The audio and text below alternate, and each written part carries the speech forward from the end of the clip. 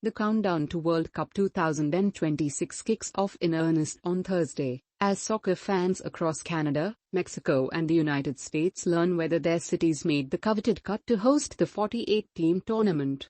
4 years after FIFA selected the tri-country North American bid, World Football's governing body will announce the host cities after a lengthy process shrouded in mystery.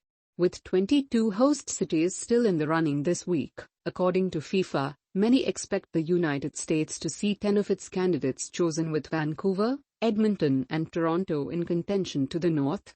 There is a potential financial windfall on the line for bid cities. A 2018 U.S. soccer study said the tournament could generate more than $5 billion in economic activity for North America.